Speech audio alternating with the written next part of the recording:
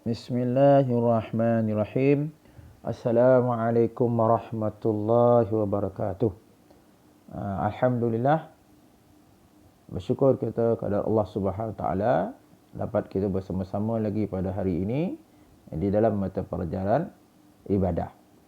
Jadi sebelum kita memulakan kelas, marilah sama-sama dengan saya kita menadah tangan memohon pada Allah Subhanahu Wa Taala. Sesungguhnya Allah yang maha berkuasa, kita hanyalah hamba-Nya yang sangat lemah.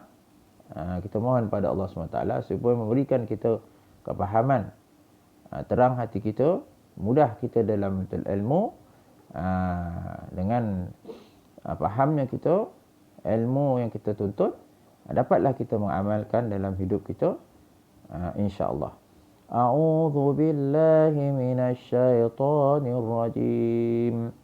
Bismillahirrahmanirrahim. Allahumma aftah alaina hikmataka wansur alaina min khazaini rahmatika ya arhamar rahimin.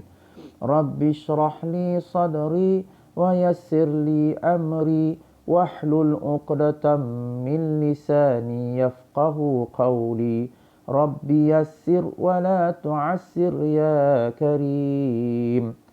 Baik. Ya. Pelajaran kita pada pertama hari ini iaitu pengertian tayamum. Seperti biasa, saya akan bacakan dulu secara perlahan. Kamu boleh ikut sama-sama. Dengan itu, kamu akan dapat membaca jawi dengan lancar. Ikut saya sama-sama dulu. Yang pertama atas tu, yang ada tulis 1.1 tu, dalam petak hijau. Cuba tengok situ, ya. Saya bacakan dulu, kami ikut sama-sama. Pengertian tayamum. Okey. Yang bawah tu. Tayamum dari segi bahasa ialah sengaja. Atau dalam bahasa Arabnya al-qasadu, ataupun qasad.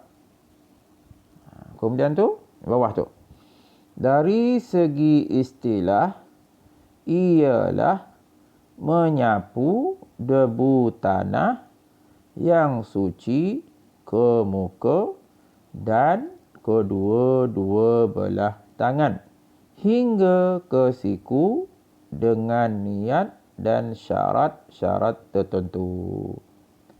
Baik, yang bawah sekali. Tahukah anda tayamum adalah pengganti kepada wuduk dan mandi wajib? Baik. Saya akan terangkan kepada kamu dengan baik-baik, ya. Besok kalau tak faham nanti susah. Nanti bila ada pula saya suruh buat soalan, kamu tak dapat menjawab dengan betul nanti. Sebab tidak dengar penerangan daripada saya dengan betul-betul, dengan sungguh-sungguh.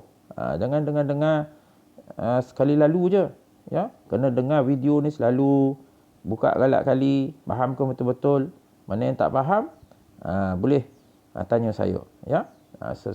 Secara dalam grup ataupun boleh PM saya. Okey. Yang baik, semula ke atas tu. Pengertian tayamum. Jadi pada hari ini kita nak belajar erti tayamum, pengertian tayamum. Dulu dah tahu dah pada pelajaran yang pertama dulu, ya. Dah diterangkan dulu pada video yang pertama saya hantar dulu. Tayamum ni ialah ganti kepada wuduk. Apabila seorang, dalam kisah dialog yang pertama dulu, ada dua orang sahabat. Yang seorang ni, sahabat yang A ni, tangan dia luka, cedera, berbalut. Jadi yang sahabat yang seorang ni, si B ni pula bertanya. Jadi bila dah balut dengan simin contohnya, selalu kalau orang luka cedera kan dibalut lah, ya. Kalau patah dibalut dengan simin, kalau luka dibalut dengan bandage. atau sebagainya. Jadi macam mana nak sembahyang ni? Sebab sembahyang menggunakan air. Macam mana nak solat? Jadi boleh ya solat dengan cara bertayamum. Apa dia tayamum tu? Iaitu sapukan debu tanah yang suci ya ke muka dan juga kedua belah tangan sampai ke siku. Bila dah sapu tu boleh solat, tak payah berwuduk. Maknanya simin yang membalut kecederaan pada tangan ataupun kaki tu tak payah dibuka, ataupun balut yang lain tu tak payah dibuka, disapukan di atas saja ya. Okey. Sekarang ni kita tengok tayamum dari segi bahasa ialah sengaja. Tayamum apa tadi? Menyapukan debu tanah yang suci ke muka dan kedua belah tangan dengan sengaja. Tak ada tujuan main-main ya, ataupun suka-suka, tak ya. Sengaja. Sengaja kenapa? Nak menggantikan wuduk. Jadi tak boleh wuduk. Anggota tayamum, anggota wuduk kita cedera. Contohnya anggota wuduk yang wajib dibasuh semasa berwuduk, muka. Kemudian tu kedua tangan sampai siku dan sebahagian sedikit kepala dan kaki. Ada 4 tu. Muka, keseluruhan muka kita, kemudian kedua belah tangan sampai ke siku, kemudian sedikit kepala kita dan kedua kaki kita sampai ke buku lali. Itu anggota yang 4 ni wajib kita basuh. Yang lain-lain tu sunat.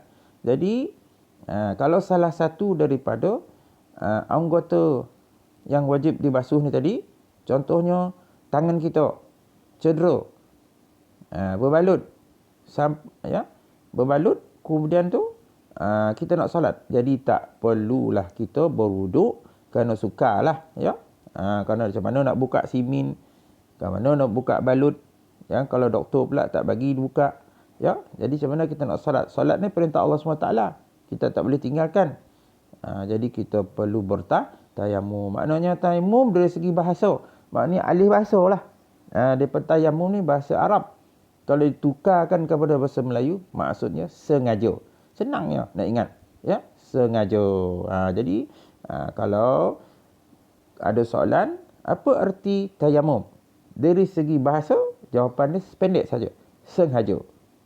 Ataupun qasad ya, memang kita berkehendak, bukan saja-saja tapi sengaja kita, maknanya memang dalam kita buat tu sengaja kita buat, bukan untuk tujuan main-main ya. Itu dari segi bahasa, mudah saja.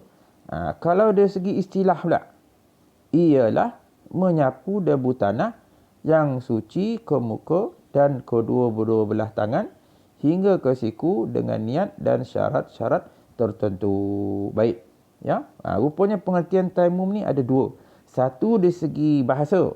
Bahasa ni mana? Alih bahasa. Sebab tayamum tu seperti saya cakapkan tadi dalam bahasa Arab. Kalau ditukarkan bahasa Melayu, maknanya sengaja. Okey. Kalau dari segi istilah pula. Istilah ni, kalau dari segi istilah, penerangan ni panjang sikit. Sebab kalau kita cakap tayamum, sengaja, orang tak faham. Sengaja apa? Jadi kita jelaskan dalam bentuk istilah. Kalau pengertian dari segi istilah, mesti jawapan dia panjang. Kalau pengertian dari segi bahasa, jawapan dia pendek. Sengaja saja. Sengaja. Tapi kalau dari istilah, kita kena terangkan ya, bagi tahu ya, bagi tahu kepada orang yang bertanya apa dia tayamum. Sebutkanlah, ialah menyapu debu tanah yang suci ke muka.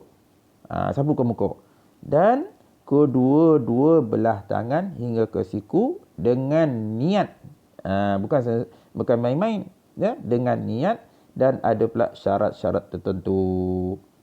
Dengan baca niat lah ya, dengan niat.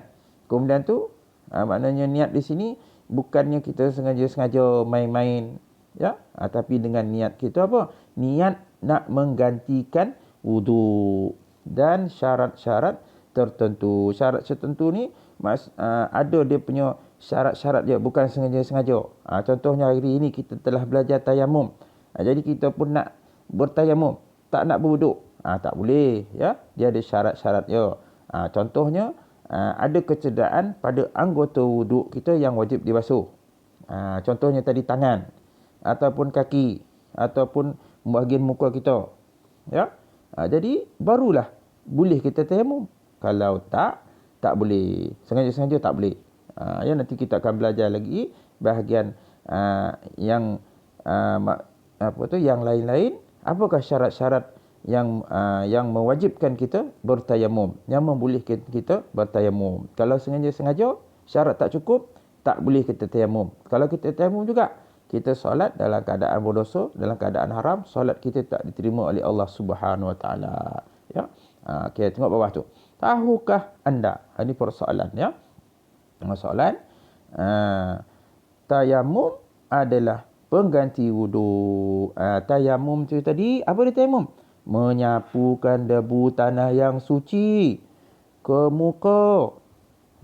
Kemudian tu sapukan debu tanah yang suci kepada kedua-dua belah tangan hingga ke siku dengan niat dan syarat tertentu. Itu boleh menggantikan wuduk. Makna menggantikan wuduk ni kita tidak payah berwuduk, kita hanya bertayamum, tapi kena ada syarat-syarat tertentu. Dan juga ada satu lagi, iaitu mandi wajib. Ini belum belajar, ya.